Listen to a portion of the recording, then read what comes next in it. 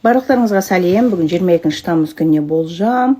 Бүгінгі күннің образын айын бойынша таулы орманды және таулы орманның қасында жүрген сондай бір ақ көңіл драконды көрсетеді. Драконды білесіздер ғой.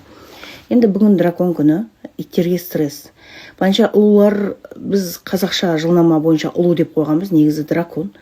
Ұлулардың мінезі сәл бір түрлілеу, олармен келін сыйыспайды, өзінің балдары да сыйысу қиындау, сәл мінезі бір түрлілеу болады деп айтатынбыз біз. Бірақ барлық ұлу бірдей емес. Бүгінгі күннің жағын айым бойынша оларды бөлеміз ғой, әр адамда ұлуларды.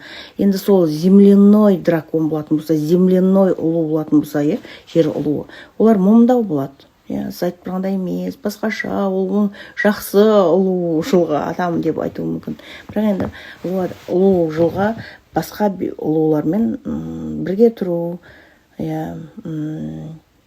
оңай болмайды. Балдарына да, күйеуіне де, либо әйеліне де, осылай. Енді бүгінгі күннің энергиясы бастаған ісіңді аяқтауға жақсы. Ақша жағынан келгенде алданып қалмаңыздар. Әсіресе жыландар бүгін барынша гибкий болып, бір кредит алып, бір нәрселеріңіз төлейсіздер ма, бір сен төлеуің керек, бұрынғы мойныңда қарызың бар деген сияқты бір мәселелер шығады. Ал шыққан доңыздарға барлық өнеріңізді бүгін көрсетіңіздер, қолыңызда не келетінін, сол кезде сіздерге жақсы ақша келуі мүмкін. Ал енді күннің образына өтеміз. Бүгін вообще адамдарда денсаулықты қарау керек, абайлаймыз, және адамдарда барлығына мындай бір өзіншелік, бір эгосы бар, мынандай сондай бір энергиясын көрсетуі мүмкін. Енді әр белгіні бөлек-бөлек айтып шығамыз. Енді сіздер шыққан жылғы болсаңыз, немесе декабрь айында туылған болсаңыз, базы картаңызда шыққан бар болатын болса, бүгінгі күнде 22-сіне отравление бір жұлдызы жүріп тұр. Абайлаймыз асқазанда, өйткені тамақ қорытпау либо сізде, либо сіздің балдарыңызда, өйткені балдардың да жұлдызы қосылып тұр.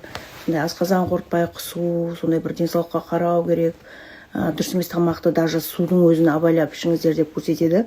Тұз салып жүріңіздер, либо ауыздарыңызға шым-шым тілдеріңіздің астына тұз салып, су ішіп жүрсеңіздер, сол жақсы корректор. Либо ұшынып жатқан балаңызға солай беріңіздер, айналып өтуге болады. Енді сіздерге не айтсам болады тағы? Өздеріңіз туралы, либо балдарыңыз туралы, либо туысқандарыңыз туралы бір информация бермеңіздер.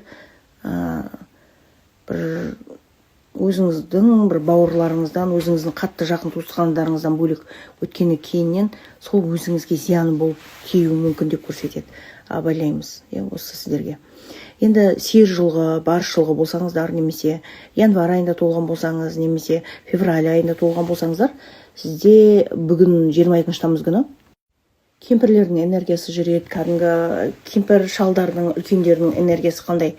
Қол-аяқ сыздайды, қақсайды, ауырады, бел, сүйек, буынның барлығы сіздерде қозғалып тұр. Абайлаймыз, денсаулықтарыңызға қараңыздар. Және сіздерге үйде кішкентай бала, либо ұлдарыңыз, сүйегі сыну, абайласын, жарақат алу, ол да сіздің энергияңызға кіріп тұр бүгін. Және сіздерге осы ай негізі қарыз алмаңыздар, өйткені осы айда қарыз алсаңыздар, шамалы берулеріңіз қиындап қалады деп айтқан алдындағы рилстарда. Егерде YouTube каналымда айлық прогнозды тыңдаған болсаңыз, ода да бар. Енді сіздерге сол сүйекті қатайту үшін қандай витаминдер бар, соны ішсеңіздер болады.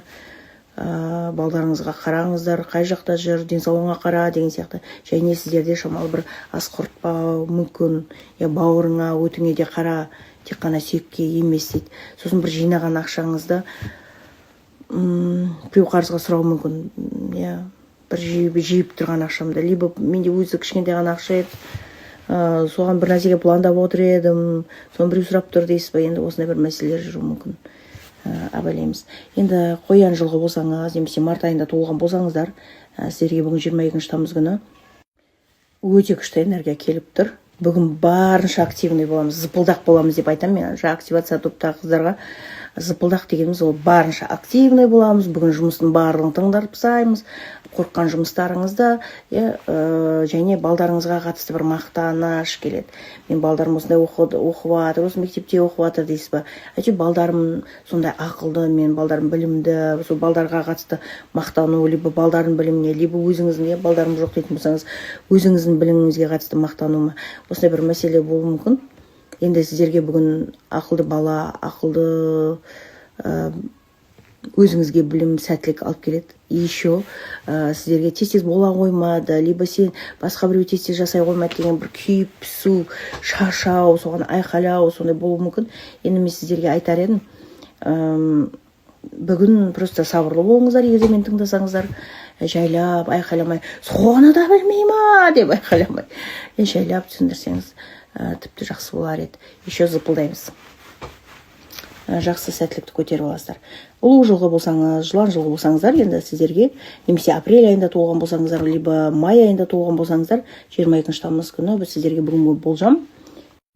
Сіздер бүгін сұлусыздар, ол кеше түстен кейіннен бастап энергиясы жүріп тұр. Затыңыз өтуі мүмкін, клиенттерге келуі мүмкін, өйткені әдемі көрініп тұрсыз, әдемі сөйлейсіз, сіздің шығарған затыңыз әдемі болуы мүмкін, өйткені әдемілік бар, және өзіңізде бір әдемі болғым келеді, мына зат әдемі екен деп, сондай бір ақшаға көп шығарып жібермеңіздер, қарызға кіріп қалуыңыз мүмкін. Бүгін вообще әдемілікке қатысты ақша жаратпай қойыңыздар. Енді бірақ мен бір жерге танысуға бара жатырмын жігітпен, маған сол әдемілік керек дейтін болсаңыздар, енді ақшаңызға ақшамалы қараңыздар сіздерге. Бүгін білімге қатысты жақсы, әдемілікке қатысты, танысуға қатысты жақсы күн, және егерде күйеу мен әйел болып бір қыдырмап біз бүгін дейтін болсаңыздар, романтика болып қыдырып қайтсаңыздар, бүгін өте жақсы сондай қарым-қатынастарыңыз сәл реттеп, бір ашық сөйлесе аласыздар. Одан кейін жылқылар, жылқы болсаңыз, немесе июнь айында туылған болсаңыздар, базы картаңызда жылқы бар болатын болса, бүгін тыңдаңыздар, 22 тамыз сіздерге. Балдарым тыңдамай жатыр, мен айтқанымды істемей жатыр, деп мына желкеңіз ұстап алып, басым деп сондай мигренде болуыңыз мүмкін. Либо балдарымен емес, либо қол астымдағы жұмысшылармен дейсіз ба? Либо сіздің бастығыңыз болатын болса, сіз ғой енді қол астындағы жұмысшы, мүмкін бастығыңызбен сіз ұрсып қаласыз ба? Либо күйеуіңізбен ұрсып қаласыз ба? Ақша келеді бүгін. Бірақ сондай бір либо күйеу, либо бала, либо бастықпен, либо власть документ тапсыратын жермен шамалы сөзге келіп, соған нервін шетіп, бүгін басыңыз ауыру мүмкін, желкеңіз ұстап, давлением көтеріліп кетті, надан ұрысқаннан кейін деп деуіңіз мүмкін. Либо просто олармен де ұрыстым, бірақ азаннан бері что-то басым ауырып отқан, бүгін мигрень болып тұр деп. Енді осылай сіздерден мигрень өте көп. Осылай. Ары қарай қой, мешін, жылғы болсаңыздар, либо июль айында, либо август айында туған болсаңыздар, либо база картасында болса қой мен мешін бар болатын болса, либо қой, либо немесе қой, немесе мешін, либо деген түсінбей жатсаңыздар. Бүгін 22 тамыз күні сіздерге үйге қатысты мәселені шешуге, жерге қатысты, либо документтермен жүгіресіз ба, осындай мәселе, және кеше түстен кейіннен бері бір жерден бір ақша түседі, әлде айлық түседі деп отырсыз ба? Бүгін барынша салмақты болып, қатты бір қозғалмай қойыңыз, денсаулығыңызға қараңыз, үйге қатысты шығындалу, үйге қатысты жұмыстар, тірліктер өте көп болып тұр деп тұр. Егерде сіздер үйленбеген, бойдақ болатын болсаңыз, бір сізді жас көріп, бір жас балдар әңгіме айтуы мүмкін. Егерде әйел адам болсаңыз, ал сіз ер адам болатын болсаңыз, бір шамалы жасы сізден үлкендеу адамды бір жас әйел екен деп сонымен танысуыңыз мүмкін дейді. Егерде бүгін танысам, мен активный боламын, шығамын дейтін болсаңыздар. Енді бүгін сіздерге ақшаларыңыз кеп қалуы мүмкін деп ойлаймын. Денсаулыққа бүгін қан тапсырып жүрсеңіздер тіпті жақсы болар еді. Сосын металл керек шығар корректор ретінде. Металл көп тағып алыңыздар. Өзбечкасы болып жүрсеңіздер бүгін. Он саусағыңыздың барлығына металл тағып жүріңіздер. Либо күйеуің жоқ, күйеуіңізді егерде сақина тағпайын дейтін болса, бүткіл жағы заттарын тағып, просто темірден брелок қойып, ылғи ұстап жүр, қалтаңда жүрсін деп сияқты сондай тапсырып сөйтіңіздер. Тауықтар, тауық жылғы болсаңыз, немесе сентябрь айында туылған болсаңыз, либо базы картаңызда тауық бар болатын болса, егерде білетін болсаңыздар, бүгін әйел адамдардың ұрысы. Әйел адамдардың ұрысын көресіз ба? Егер де өзіңіз әйел адам болсаңыз, өзіңіз ұрысып қаласыз ба біреумен? Темірзаттан абай бол. Яки бір кесіп алуың мүмкін. Жолдан абайлап өт. Машинаны абайлап айда, асықпай. Отбасыда барлығын алдап ешкіммен ұрыспауға тырысыңыздар. Өйткені именно әйел адамдардың арасында ұрыс, керіс, жанжал болып, жылау болуы мүмкін. Білімде, оқуда шамалы. Білімде, оқуда емес, жұмыста, білімде шамалы қиналыс болуы мүмкін. Және сіздерге бүгін бір затыңды ұмытып кетпе, ұрлатып алма, тіліңе абай бол, ешкімге әңгіме айтпа, соның кесірінен ұрыс керіс болып қалуы мүмкін. Бүгін егер де өздері ұрысып жатса да, бүгін сіз тіліңізді ләм-мим демей, ой жаным, мен сені қолдаймын деген сияқты отырып, лапшаны іле берсеңіздер, қолданбасаңыз да шамалы басу үшін неше сізді кінәлайды. Кінәлі сіз болып шығасыздар. Енді ары қарай тауықтан кейін ит жылға 10 жыл болсаңыздар, немесе ноябрь айында туылсаңыз, немесе октябрь айында туылған болсаңыздар, базы картаңызда ит немесе доңыз бар болатын болса, бүгін 22 тамыз күні. Айтпақшы, тауықтарға сіздерге бутылкамен су алып жүріңіздер, бүгін сол энергиясын сәл басады. Сосын жамбас шақты, сүйекті абайлайсыздар ғой. Енді ит пен доңызға қайтадан сіздерге де сол сүйекті абайлау керек. Осы жыл сіздерде бүгін мәселесі қозғалады, буындарыңызға абайлаңыздар деп айтқан, осы жыл келер жылға. Енді бүгінде жолдан абайлап өтіңіз, темірден абайлап өтеміз. Өйткені бір аяқты бір ақсаңдап жүру энергиясы бар, ұрып аласыз ба? Заңды абайлаңыздар, заң бұзбаймыз, машинаны абайлап айдаймыз. Бүгін барынша сондай бір салмақты саралап, әр ісіңізді, ойыңызды сөйтіп жүріңіздер. Сіздерге бауыр, өт, сүйек, хромата деп айттым.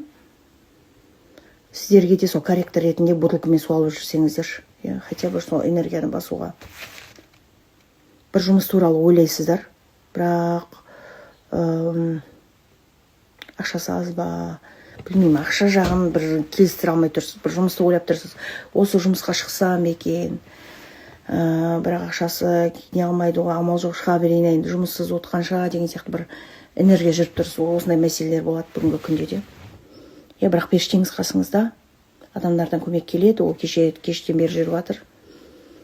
Егер ешқандай адамнан көмек келмей жатыр дейтін болсаңыздар, Аллахым деп қолыңызды жайып, періштелеріңізден кімге сенесіз?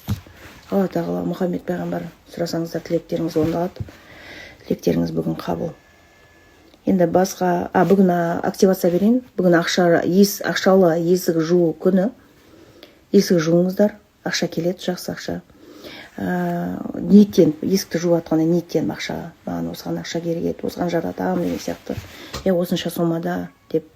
Қалған активациялар енді активация топта. Активация топқа қосылыңыздар сентябрь айына. Күндеріңіз өте жақсы, керемет өтсін. Айтылғандардың жамандарының ешқайсысы орындалмайды, тек жақсы супер айтқандары ғана орындалсын, сәттілігімен болсын.